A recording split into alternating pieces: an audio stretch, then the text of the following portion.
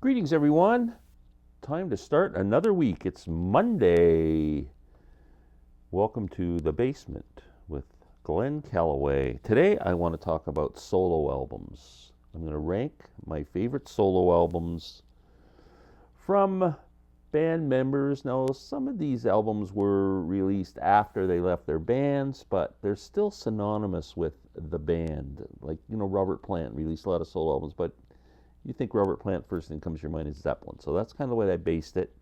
The other thing I did is I left the Beatles solo albums out, in all fairness to everyone else, because the top three albums then would have been Plastic Ono Band, Ram, and All Things Must Pass in whatever order I would have placed them. So I just left those because they're, to me, my favorite solo albums.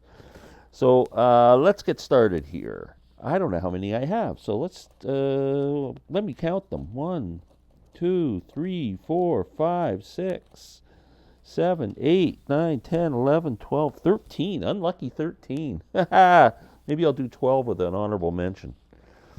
Okay, let's start with, I know how I'll do it. It'll be 14 because I'll use both of these. So Gary Brooker, who's Procol Harum's great singer, one of my favorite singers of all time, would be top 5 male vocalist for sure. Put out 2 really good solo records that really go under the radar, and you can find them in used stores pretty often for a good price. Gary Brooker, Lead Me to the Water. Excellent album.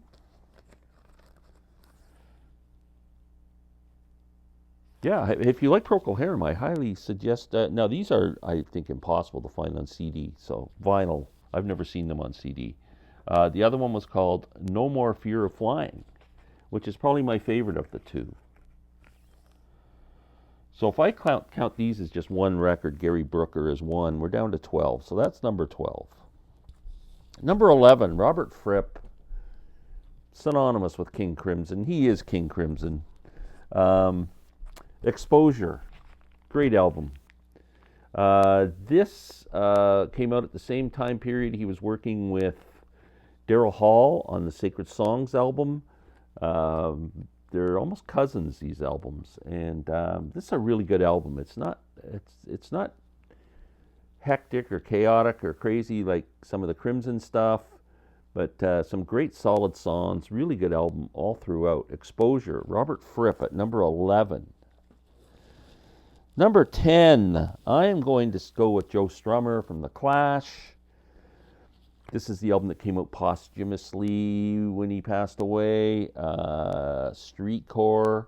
My friend Randy Nelson turned me on to this album during the album exchange we used to do on the Rich Strickler channel. Heard it, immediately fell in love with it, bought it. It's my favorite Joe Strummer album by far. Streetcore, fantastic. Song called Get Down Moses, the second track. I just love that song. And yeah, pretty cool. So that's number 11, 12, 10, 9. Sting. I like Sting's solo career. I love the Police. But to tell you the truth, when the Police were around, I was more of a hits guy with them. I didn't really delve into their albums that much. Now I'm a huge fan of their albums. One of my viewers over in the UK actually sent me a box set of the complete Police discography. I absolutely freaking love it. It gets played all the time, so if you're watching, thank you so much. But I really dug Sting's solo career, especially the first couple of albums. Dream of the Blue Turtles was the first one. Great band with Kenny Kirkland and Branford Marsalis. I mean, bit of jazz, bit of everything. I mean, Sting's a really talented dude. Okay, next on the list, I'm going with Robert Plant from Led Zeppelin. You didn't know that? Led Zeppelin. Plant's put out a few solid albums, but nothing really, I don't think, that really stands out that's a classic. This is the closest that I come to loving the whole album and still play it quite often.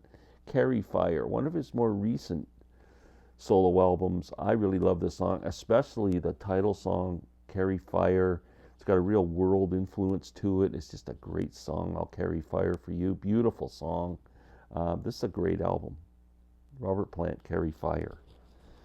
Next on my list would have to be Donald Fagan from Steely Dan, The Night Fly.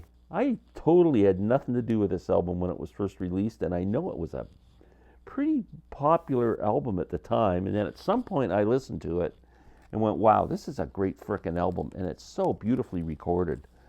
But it's great. It's got, the first song is IGY, which was a kind of a hit, I think.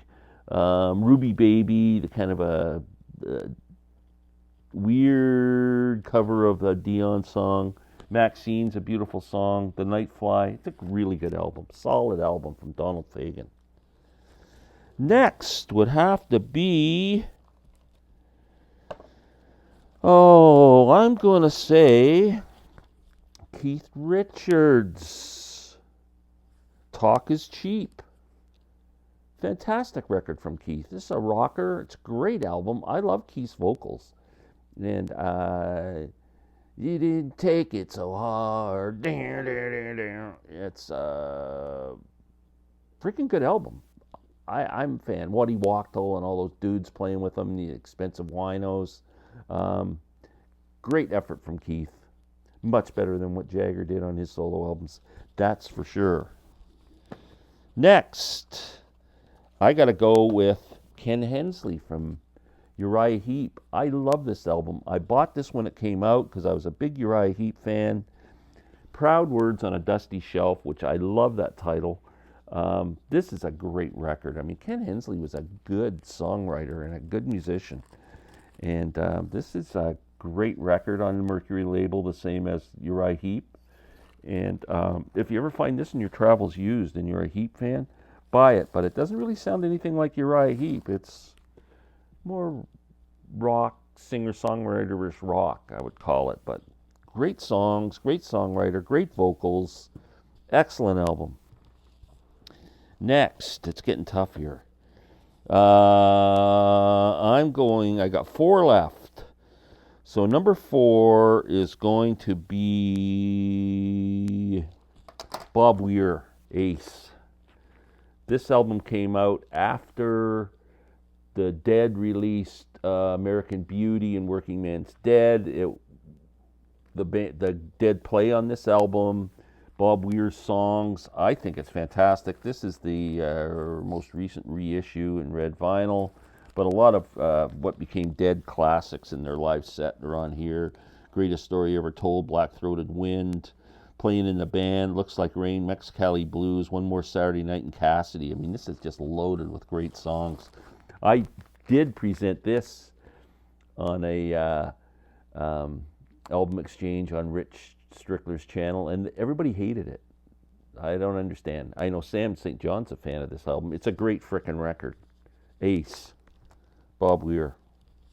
Number 3, I am going with the other member of Steely Dan, Walter Becker. This is a really obscure album. It's called Circus Money. The reason I ended up with this in my collection is I went to buy a couple of like audiophile CDs off of this dude one day, and he had this amazing sound room, incredible, with this stereo system. I mean, just like, it was out of this world. And he's sitting me down, he's playing some stuff, and he pulls this out. He says, "Have you ever heard this?" He says, "This is my favorite sounding CD." And this guy's got like $1 million stereo system. And he puts this on for me, and it just blew me away. It is the best recorded Red Book CD, to standard CD. I'm not talking anything like SACD or Blu-ray audio, any kind of specialty discs. Just a standard CD. This is the best sounding one I've ever heard. Walter Becker, Circus Money. The songs are kind of quirky. A lot of reggae influenced stuff on here. Songs like, there's a song called Door Number 2, which is kind of the Let's Make a Deal show. It's kind of like what's behind Door Number 2. Bob Is Not Your Uncle Anymore, just a wacky title. I think it's a great record. I absolutely love it. Circus Money, Walter Becker. Next. Oh, I didn't, I guess I do have three more, so that's number 4. I'm sorry. Pete Townsen. Who came next? Or who came first? Who came next? Who came first? Pete Townsen. This is a great record. Pure and Easy's on here. Time is Passing. There's a Heartache following. Sheridan Gibson. Fantastic record from Pete, like 1971 or something like that. Great, great album. So that's number 3. Number 2, Jerry Garcia. Where are you, Jerry? I miss you. How come Bob's up there? Jerry Garcia's first solo album. Again, like the Weir album, this ended up being full of dead classics.